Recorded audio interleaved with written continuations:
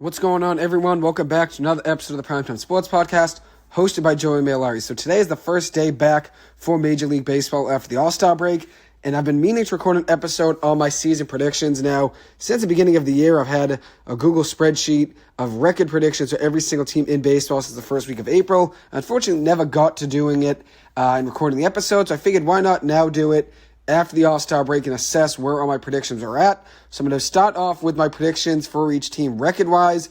I'll get into my playoff picture and my predictions there and how things are going. And then I'll give you guys an update on what the MLB playoff picture looks like today and my predictions from this point on. So let's start off with my predictions for each team in their record. We'll start off, we're going to go alphabetical here, the Arizona Diamondbacks. I had them at 77-85 with a .475 win percentage. They're currently at a .571 win percentage, so I was off with them. They were a surprise team this year. I thought they'd be better than they were last year, but didn't expect them to be as good as they are right now. Next up is the Atlanta Braves. I had them at 96-66 in my predictions, a .592 win percentage. They're currently at a .674 win percentage. So they're much better than I thought they were going to be. I thought they'd be a good team, thought they'd be in the conversation, obviously, to win the World Series. I had them actually coming in second in the NL East to the Mets. That's not going to be the case. They're going to win the NL East rather easily. Next up, the Baltimore Orioles. I had them at 81-81 in my predictions with a .500 win percentage.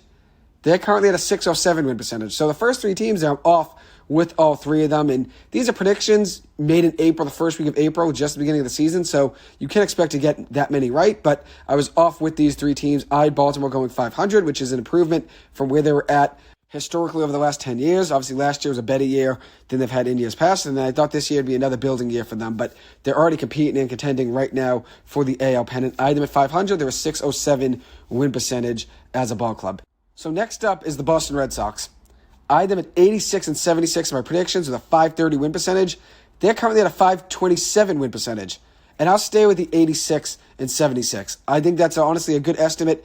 I think the Sox will actually have a chance to make the playoffs. I have them at 86-76, and I'll stay there. That's not a bad prediction. I'll be happy with that if that were to be the case. If the Sox go 86-76, I'll take it. Next up is the Chicago White Sox, and that was a surprise team that struggled this year. I had them at 80-82, so I had them under .500 anyways, with a .493 win percentage overall. They're currently at a .413 win percentage. A .413 win percentage there for the Chicago White Sox. And I'll tell you what they are overall. Just give me 1 second here. The Chicago White Sox right now, 38-54. 38-54. As for the Red Sox, they're 48-43. Orioles are 54-35. The Braves are 60-29, and the Diamondbacks are 52-39. So this is the breakdown to everyone's records of the first six teams I've talked about. But the White Sox 38-54 in the year. I had them going overall 80-82. So they're not going to be a .500 ball club, from this point out. So that prediction will be a little bit off, which is fine. But I had them under .500 regardless. Chicago Cubs. I had them at 72-90. With a .444 win percentage, so 72 wins, 90 losses, a .444 win percentage. They're currently at a .472 win percentage, so I wasn't too far off there with them. They are a 42-47 ball club on the year. Next up is the Cincinnati Reds, who are a surprise team in baseball this year. I had them 56-106. I thought they'd be still building with that young core. Obviously, Hunter Green is a young pitcher to build around. They had some prospects coming up that everybody knew would come up at some point this year, Ellie De La Cruz included, and then Matt McClain as well has been really good. I thought that they'd maybe be a similar record that they were last year, but have a little bit more excitement with those prospects coming up. Did not see a .570 or .549 win percentage team when I looked at that roster when I did these predictions in April. I saw them at 56 wins, saw them coming in last in the division there, and they're looking like they're going to be making a run in the NL pennant. It could be buyers at the trade deadline just to make things interesting there in the NL. So they've been a great team all year and a surprise squad there in Cincinnati. I don't think anybody had them in the position they're in right now. Next up is the Cleveland Guardians. I had them at 87-75 in my predictions for a .537 win percentage. They're currently deadlocked at .500 in the first half of the year, 45-45 through the first 90 games. So I had them a little bit better than they actually are right now. I had them at .537. They were at .500 so far in the first 90 games of the year. Next up is the Colorado Rockies, which they were another team that nobody had really high expectations for. I had them winning 66 games in my predictions. I had them at 66-96 for a .407 win percentage. They currently sit at a .374 win percentage on the year with a 34-57 record. So a tough showing there for Colorado. That's a team that's just building for the future. Next up is the Detroit Tigers, who I had low expectations for anyways. they're actually a little bit better than I thought in my predictions. I had them at 65-97 with a 401 win percentage. They're currently at a 438 win percentage with a 39-50 record in the first 89 games of the season. Next up is the Houston Astros, a team that everybody had high expectations for, myself included, and they're a team that hasn't really disappointed on the year. There are a couple tough stretches, but they've been dealing with a lot of injuries, but still a World Series contender and a favorite to win the AL. I had them at 94-68 in my predictions with a 580 win percentage. They're currently at a 549 win percentage, so a little bit less than what I had them at in my predictions. They're currently sitting at 50-41 going into the second half of the season post All-Star break. Next up is the Kansas City Royals. Once again, another team no one really had high expectations for, just like the Detroit Tigers, just like the Cincinnati Reds, just like the Rockies. Royals, I had them at 63-99 for a 388 win percentage. They are currently at a 286 win percentage on the year, sitting at 26-65 going into the second half of the year. Next up, Los Angeles Angels, a team that I was very, very high on. I saw them make moves in the offseason to get Hunter Renfroe, Gio Urshela. Anthony Rendon was coming back healthy at the start of the season. I really liked Mike Trout and Shohei Ohtani again. I was hoping that they'd make a run and have a postseason push together. I liked the Tyler Anderson signing. I really liked their trade last year to get Mickey Moniak at the trade deadline. I thought he could contribute to them this year. I really liked the progress that they were making over the last year or so to try to compete. I've been 89-73 in my predictions for a 549 win percentage.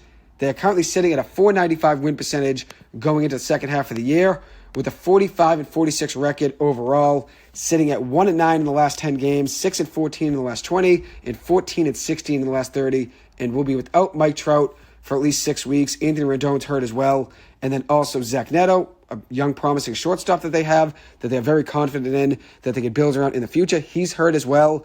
They are without Gio Urshela for the rest of the year. Brandon Drury's hurt right now, and Shohei Ohtani could be traded at the trade deadline. So we'll see what happens with this Angels team. I think a lot of what they're going to do at the trade deadline depends on what they're going to do over the next week, which they have a series against Houston now, a 3-game series against Houston, and a 3-game series against the Yankees, and then 3 against Pittsburgh.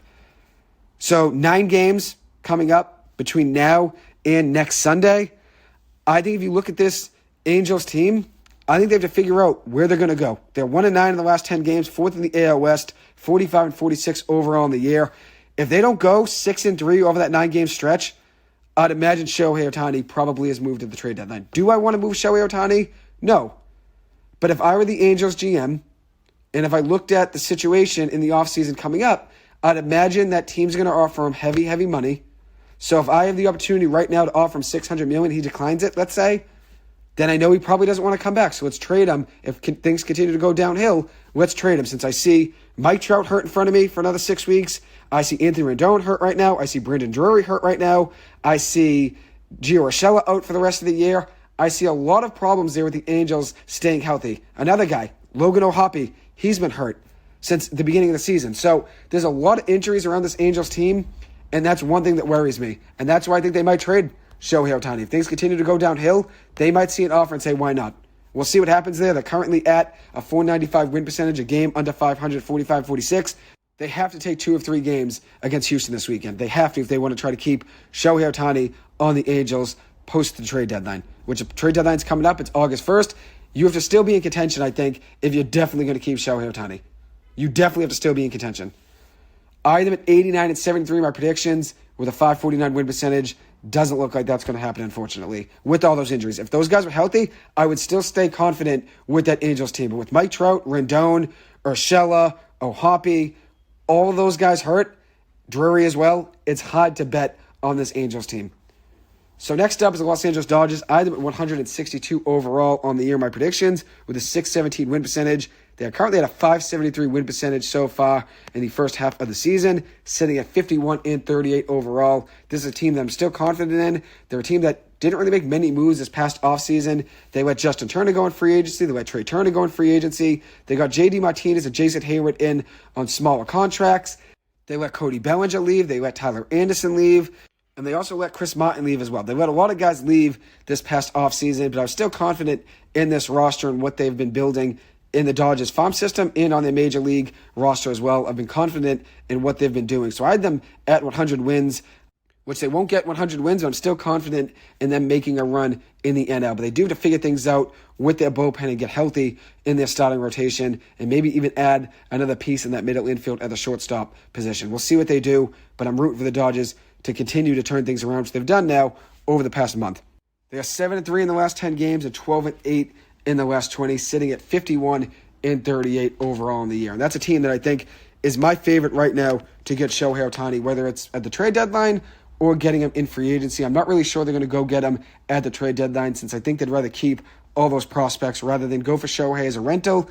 I think they'd want to keep Shohei, but they don't want to risk getting him as a rental piece and then seeing him leave in this offseason and lose top prospects. So they have 9 top 100 prospects on MLB.com's top 100 prospects, which is very impressive for a team that has one of the highest payrolls in baseball year in and year out. To have that great of a farm system is impressive as well, and that's why I always respect what the Dodgers are building there in LA. Next up is the Miami Marlins, a team that I had at 74-88 my predictions for a .456 win percentage. They're currently at 53-39 on the year for a .576 win percentage. So they're a team that I thought would be a little bit better than they were last year. I'm a big fan of Jazz Chisholm, so I was rooting for them to turn things around. Same thing with Jorge Soler. I'm a big fan of him as well. They picked up Luis Ariz in the offseason. I thought they'd be a little bit better team offensively this year. I had them at .456 as a win percentage. They're currently at .576, a team that's definitely going to make the playoffs as of now. So impressive showing there so far in the first half of the season by the Marlins. Next up is the Milwaukee Brewers. I had them at 90-72 for a .555 win percentage in my predictions. They're a team that's currently sitting at 49-42 with a .538 win percentage, which I was pretty close there. Next up is the Minnesota Twins. I had them at 85-77 in my predictions for a .524 win percentage. They're currently at a .495 win percentage and are sitting at a 45-46 record with a .495 win percentage, as I said. So one game under 500 so far in the first half of the season for Minnesota.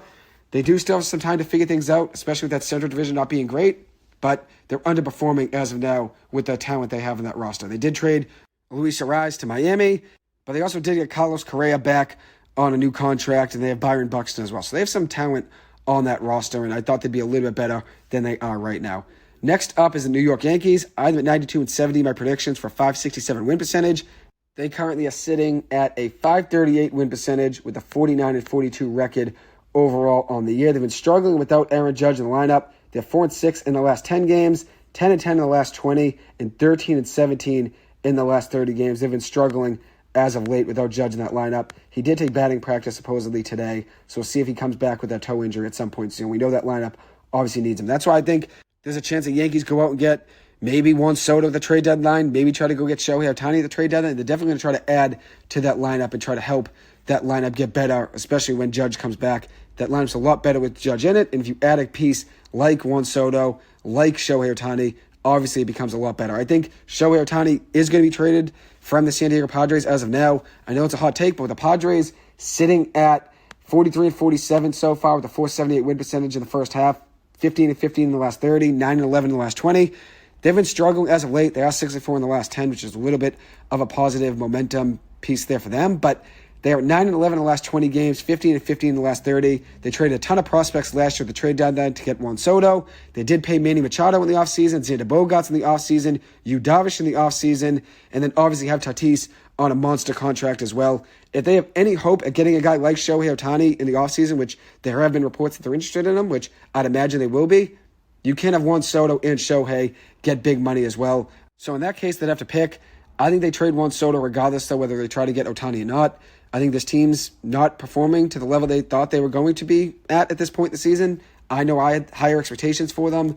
I didn't really think they were going to win the NL, but I thought they'd definitely be a team that would be contending. Right now, they're not even in the playoff picture. They're 6 games out of the last wild card spot in the NL. So they could be in a position to trade Juan Soto and get a ton of prospects back that they traded last year to get him from Washington at the trade deadline just about a year ago from this time last year.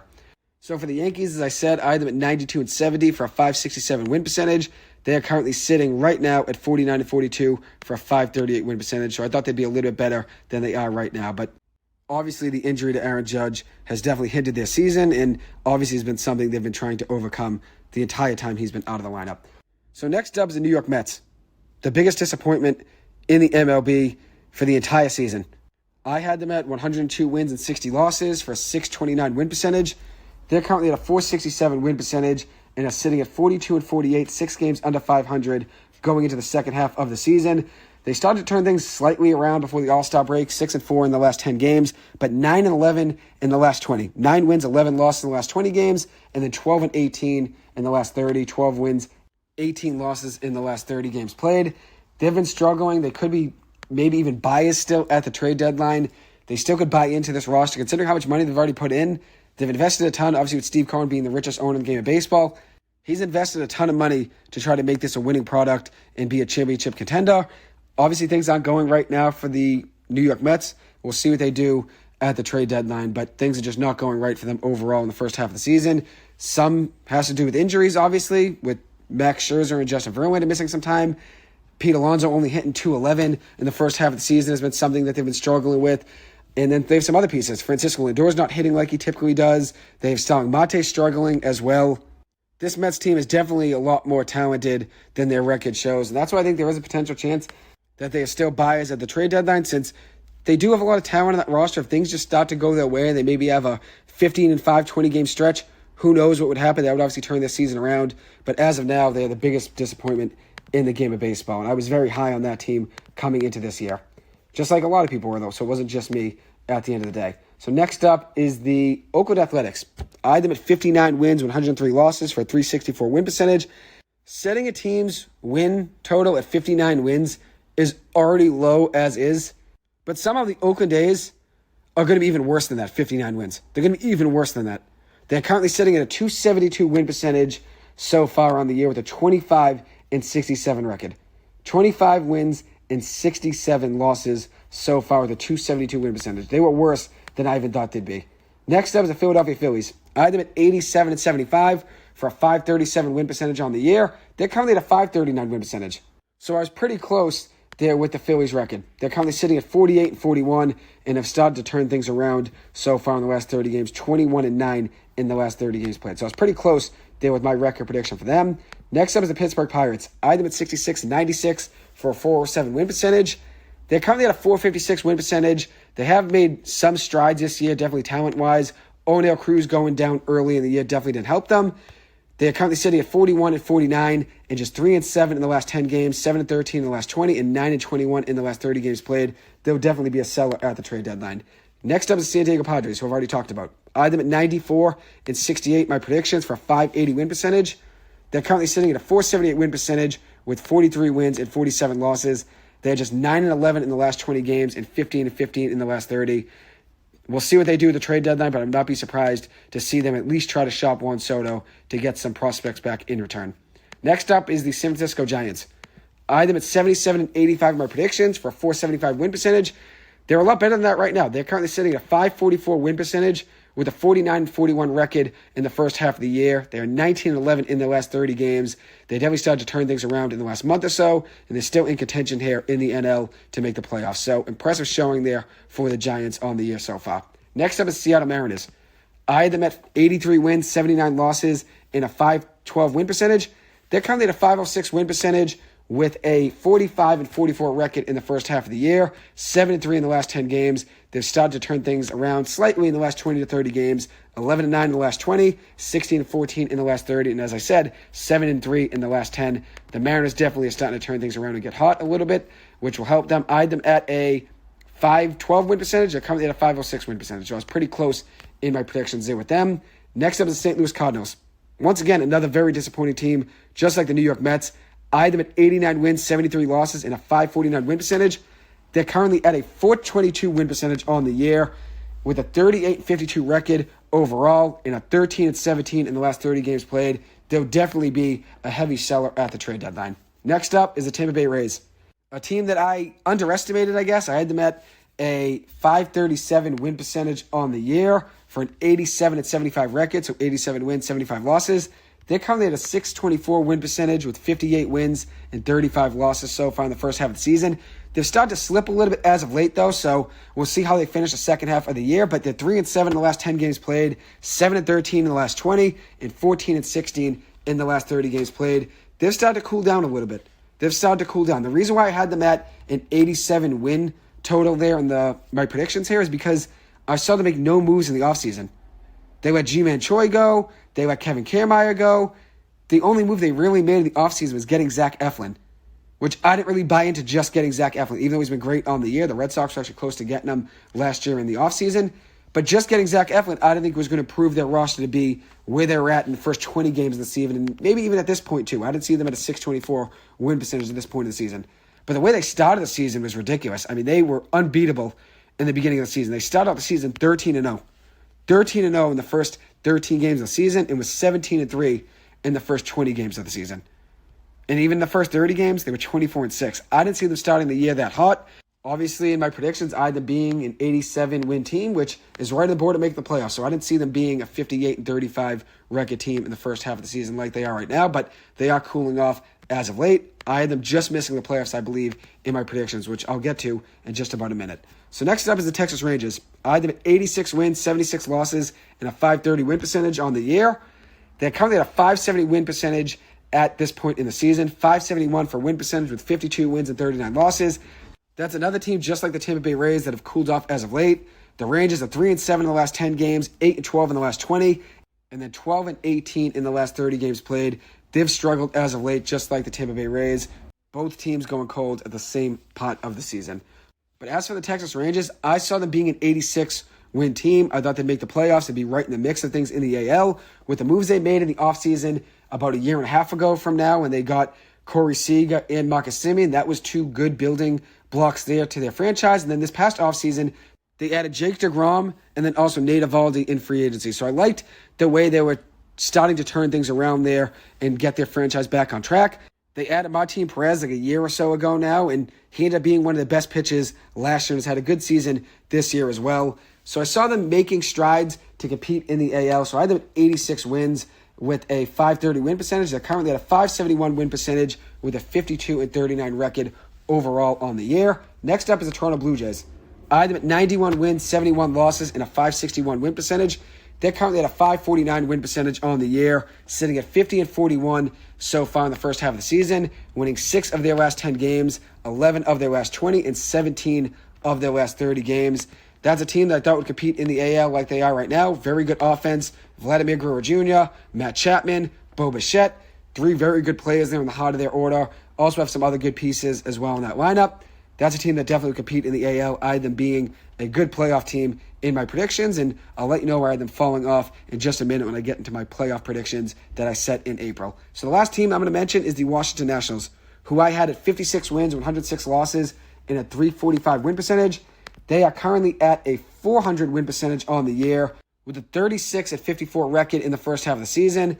They had 9-11 in the last 20 games and 11-19 in the last 30. That's a team that I knew would struggle this year and be one of the worst in baseball, which I had them at a .345 win percentage. They've exceeded my expectations, though, at a .400 win percentage at this point in the season. So now I'll get into my predictions for the playoffs and what I thought was going to happen. Then I'll give you guys an update of what the playoff picture looks like right now and where I have teams falling in the playoffs if the playoffs begin today.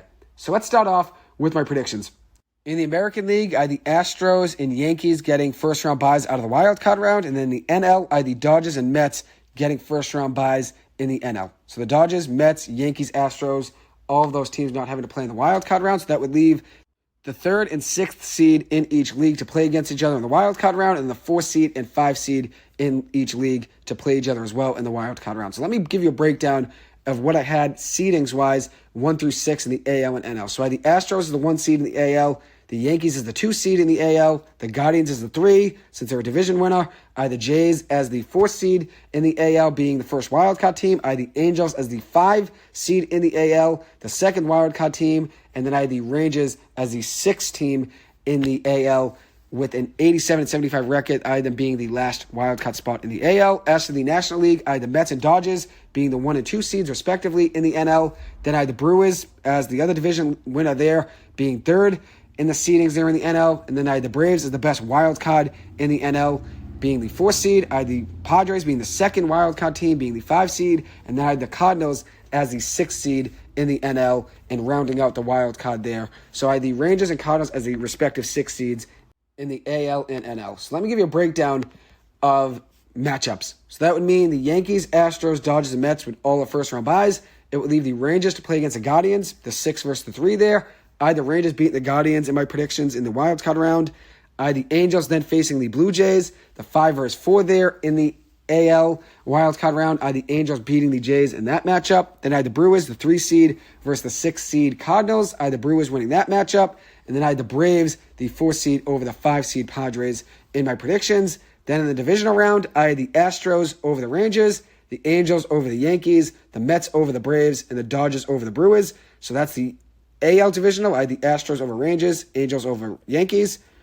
And then in the NL divisional, I had the Mets over the Braves and the Dodgers over the Brewers, leaving the ALCS and NLCS to come down to the Angels and Astros and Mets and Dodgers. I had the Astros beating the Angels in 6 games, and then I had the Mets beating the Dodgers in 7 games, leaving it to be the Mets versus Astros in the World Series, and I had the Mets beating the Astros in 7 games. I was really close to putting the Angels in the World Series, but I thought that was even too much to be in a prediction. I thought even them making the ALCS would be a hot take to most people. So I had the Angels making a deep run. I thought it would be maybe too much of, just a great dream if they were to make the World Series. I think if they made the ALCS, it would obviously spice things up for Ohtani and Trout, and maybe Ohtani would want to go back in free agency if they were to compete and make the ALCS. So I had them going all the way to the ALCS, but losing in 6 games to Houston.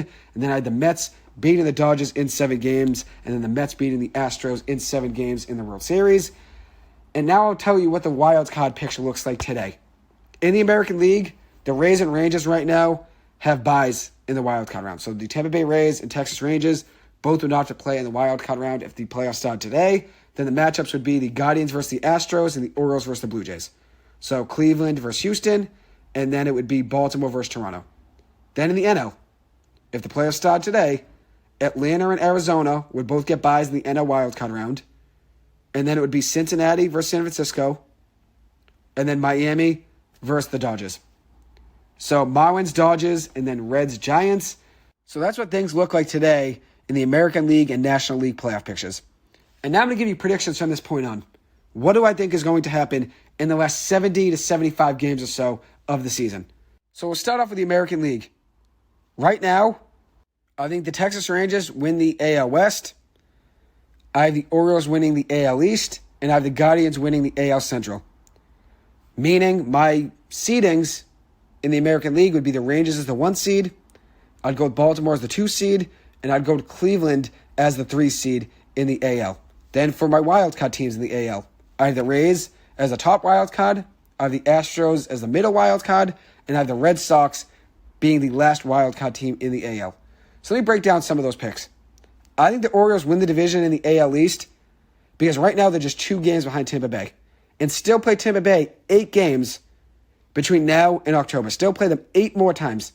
So if Baltimore goes 6-2 or 5-3 in that 8-game stretch, they make up ground right there against Tampa Bay. The easiest way to make up ground against teams in your division is to win in your division and beat those divisional teams. When you play those teams in AL East matchups, when the Orioles play the Rays, the way you make up a lot of ground is by beating the Rays. You're gaining a game while they're losing a game. So it's a big swing. Tampa Bay right now is the 6th hottest remaining schedule in the game of baseball, and then Baltimore is stuck at 7th hottest remaining schedule in baseball. So they have similar schedule, strength of schedules in the remaining games. As for the Red Sox making it in and being the last wildcard spot, I'm confident in the Sox right now. They're 8-2 in the last 10 games, 12-8 in the last 20 games, 17-13 in the last 30, are on a 5-game win streak heading into this series against the Chicago Cubs this weekend. They play Chicago, and that being the Cubs for 3 games at Chicago, then play at Oakland for 3 games, and then return home to Fenway Park to play the New York Mets for 3 games. If the Sox go 6-3 in that 9-game stretch, maybe even 7-2 if things were to really work out, but I'd take 6-3 and be happy, that would be huge. And if you look at the rest of the Red Sox schedule for the remainder of the season, they have 3 games versus Oakland, 7 games versus Kansas City, 3 games against Washington, 3 games against Chicago White Sox, and 3 games against Detroit. So right there, that's 19 games between Oakland, Kansas City, Washington, the Chicago White Sox, and Detroit. That's huge. And that's definitely a big reason for the Sox to have the 18th hottest schedule remaining in the game of baseball. So I'm confident in the Sox right now to make the playoffs. I think they definitely have a good shot to be in the mix of things when the playoffs roll around. If you look at my predictions, I had the Sox finishing at 86-76. I had the Rangers finishing at 87-75. So I had the Sox missing the playoffs in my original predictions that I made in April. I had them missing the playoffs by a game. I had the Rays missing the playoffs by a game as well. I had the Sox and Rays both going 86 and 76, and then I had the Rangers at 87 and 75, taking the last AL wildcard spot. So I had the Sox just barely missing in the AL. I always thought they'd be either a game in or a game out of the playoffs, and as of right now, I'm going to stay with the 86 and 76. Even that seems like too much to some people. I'm looking at it from the perspective of the Red Sox are hot right now. They still have a decent remaining schedule against teams that they should probably beat, which they have struggled with beating teams they should beat on the year. They've been playing really good against good baseball teams on the year, but they've struggled against teams that they should beat. But if you look at the Red Sox against teams 500 better on the year, the Red Sox have the third best record in the game of baseball against teams 500 or better. The Red Sox are 31 and 25 against teams that are 500 or better. But if you look at the Sox versus teams that are worse than 500, the Red Sox are currently 24th in the game of baseball against teams under 500. 17 wins and 18 losses. 17 wins and 18 losses. So they have the 24th best win percentage against teams 500 or worse in the game of baseball. If you look at teams that are greater than 500, the Sox have the third best win percentage. 31 and 25 on the year. The Braves, Rays, Red Sox are the top three teams against teams 500 or better in the game of baseball this year. So the Sox have beaten the good teams this year. They've struggled against the bad teams. But I thought, with my predictions going into the year, I thought the Sox would be in the mix. And now when I look at this Red Sox team, I see a team that's going to get Trevor Story back, hopefully within the next month. A team that's been struggling without Chris Sale, Tanner Houck, and Garrett Whitlock in the starting rotation. All three of those guys hopefully should be back. If the Red Sox can make a playoff push in September, those three guys would obviously be huge and would be great additions to that rotation, which hopefully all three of them are back at some point. I just had an episode a couple days ago in the studio at WZBC at BC, and I was talking about some updates with all three of those guys, and even Trevor Story as well. So those three pitchers and Trevor Story. So they should get those guys back hopefully at some point. So I'm buying into this Red Sox team for them to make the playoffs. I think they have a chance right now, and why not go all in and make the playoffs? Even if they're not a World Series contender right now in some people's eyes, get hot, get some of those pieces back, and make a couple moves at the trade deadline and see what happens. Why not? Why not? If you look at the Atlanta Braves when they won the World Series in 2021, nobody saw them really as the favorite to win the NL. What happens? They got hot in the second half of the season, win the World Series. An even better example, last year the Philadelphia Phillies. Nobody saw them as a World Series contender. Second half of the season, they get hot and make it to the World Series. Ultimately lose, obviously, to the Houston Astros, but they made it to the World Series. 2019, the Washington Nationals, another surprise team that won the World Series that nobody had going as far as they did. So we'll see with the Sox. Why not make a run and try to make the postseason? I don't see a problem with it. So really quick, from this point on, I have the AL being the Rangers, Orioles, and Guardians as the 1 through 3 seeds, and those three teams being divisional winners there. And then I have the Rays, Astros, and the Red Sox as the 3 wildcard teams in the AL. So next up, I have the National League predictions. From this point on, what do I think is going to happen? I have the Braves winning the NL East, not really surprised. I have the Dodgers winning the NL West, and I have the Brewers winning the NL Central. So there's my 1 through 3 seeds there in the NL. All divisional winners, obviously. Braves, Dodgers, Brewers. Then I have the Marlins, Reds, and Diamondbacks as my NL wildcard teams as of today. So that means the Phillies would be missing the playoffs. And even though they've come on as of late, they're 21-9 in the last 30 games played, which is the third best record in baseball over the last 30. I had them missing the playoffs in my original predictions by about a game. I'm going to stay with that. In my predictions from April, I had the Cardinals going 89-73 and making the playoffs. I had the Phillies at 88-74, missing the playoffs by one game. So I'm going to stay consistent with that. Even though the Phillies have been hot as of late and have a very good roster that did struggle and underperformed in the first half of the season for the most part before getting really hot over the last month, I'm going to stay with them missing the playoffs by a game. Next up is the San Francisco Giants. I have them missing the playoffs as well. The Giants are playing good baseball, though, as of late. 19 wins and 11 losses in the last 30 games played, which is the 5th best mark in the game of baseball over the last 30 games. I have them missing the playoffs. Another team I've missed in the playoffs, the Mets, a team I was very high on. I thought we're going to go all the way to the World Series. But as of now, it's really hard to bet on this Mets team to make a run. They're 6-4 in the last 10 games played, so they've started to turn things around lightly. But they have the third hardest remaining schedule in the game of baseball. 7 games against Atlanta, 6 games against Miami, 6 games against the Dodgers, 3 games against Houston, 3 games against Texas, and 3 games against Baltimore. With that being said, though, they do have 22 combined games between Kansas City, the Washington Nationals, the Chicago White Sox, St. Louis, Pittsburgh, and the Cubs. So who knows? Maybe they go and make moves at the trade deadline and at least try to make a run. And then on the other hand, they could just say, we have a tough remaining schedule. The season has not gone our way. Maybe we go and move some assets at the trade deadline. Maybe be even in the middle of buying and selling. But there have been some talks about trading Max Scherzer if things don't go right at the trade deadline. I think that's definitely a possibility for them. It's hard to pick this Mets team to be a playoff team at this point in the season. It's really hard. This is a team that I had at 101 and 61 of my predictions. I had them winning the NL. Right now, the Mets sit at a record of 42 and 48, 6 games under 500. So it's hard to bet on that team to make a run in the postseason.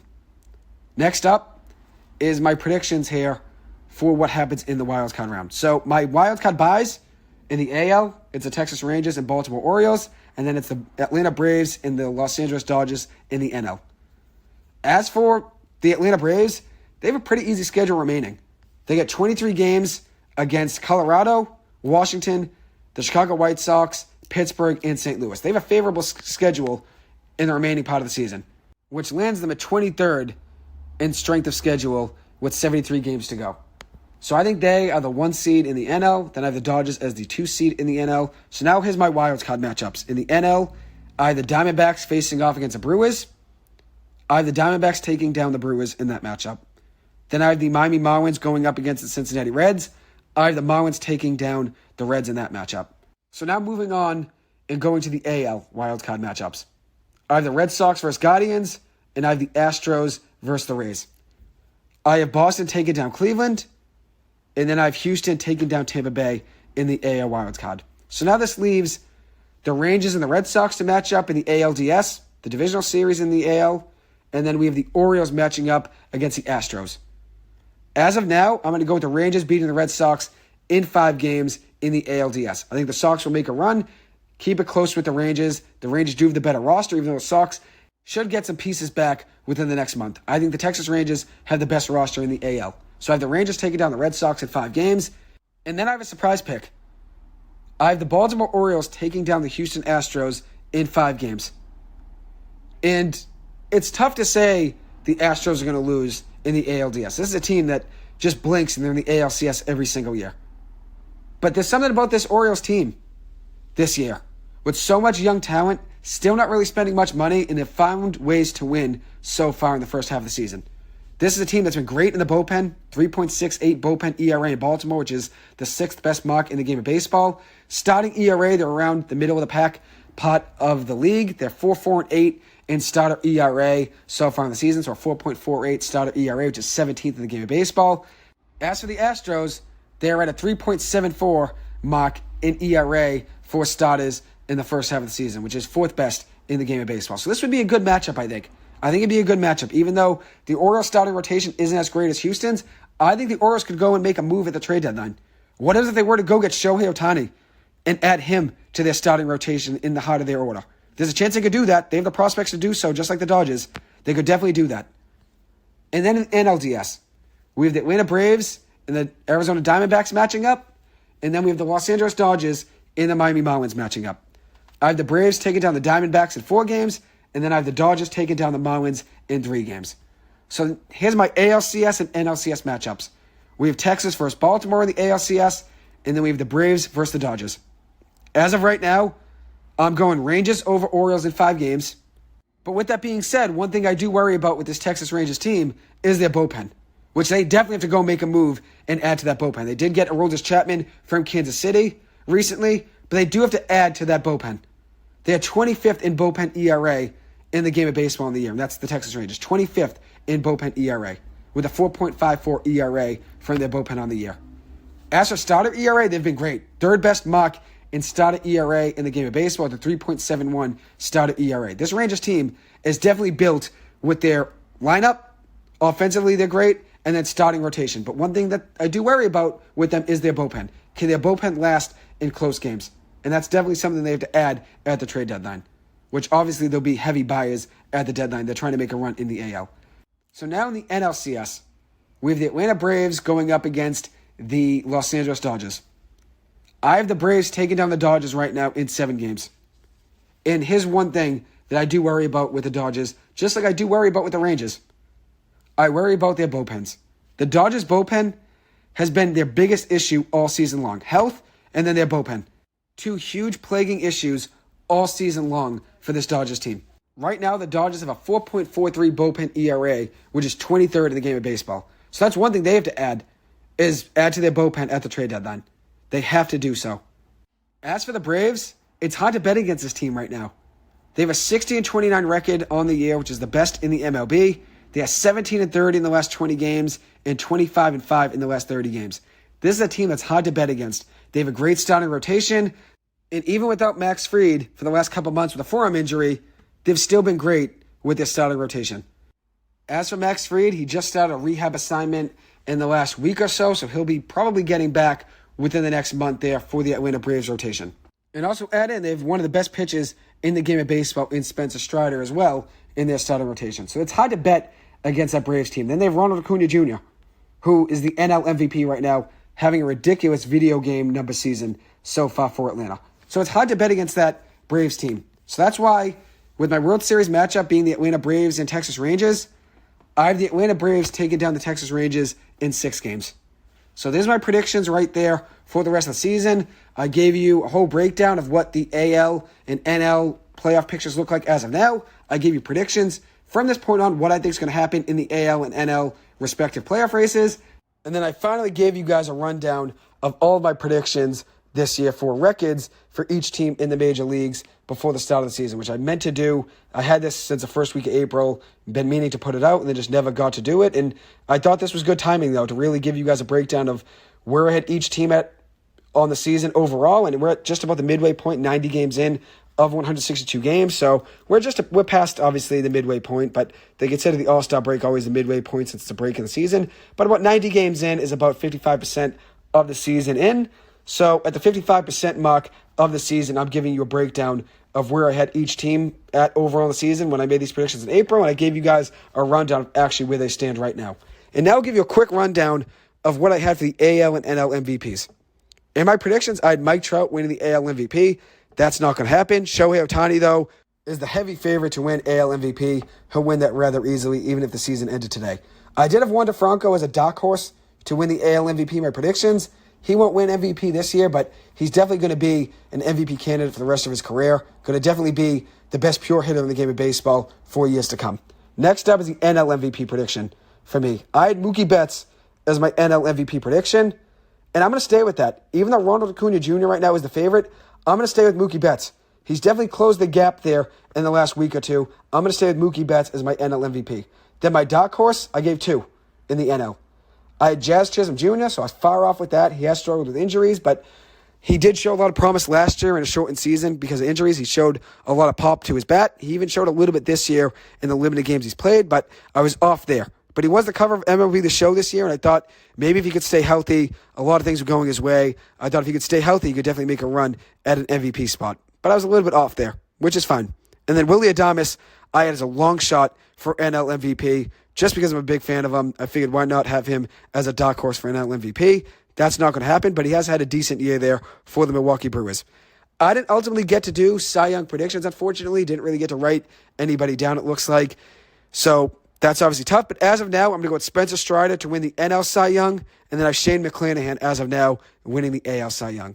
So there's my breakdown of my predictions right now of where the playoff picture stands for the AL and NL, what I think is going to happen in each of those 2 leagues there, the American League and the National League as of now. And then I gave you guys a breakdown of what I think is going to happen in the MVP races between the AL and NL, which the AL, it's already a lock for Shohei, but the NL, it's still open even though Ronald Acuna Jr. right now is still the heavy favorite over Mookie Betts and Freddie Freeman. So anyways, that will conclude this episode. Thank you guys so much for taking the time to listen to this. As always, I appreciate it. I hope you guys have a great rest of your weekend. I will probably have an episode within the next few days to talk about the MLB trade deadline, which is only a couple weeks away on August 1st. I will keep you guys updated on the Shohei Ohtani trade rumors, and then also probably deliver an episode on the James Harden and Damian Lillard trade rumors as well. Anyways, thank you guys for listening. Much appreciated as always. Hope you guys have a good one. I'll see you guys again soon. Thank you.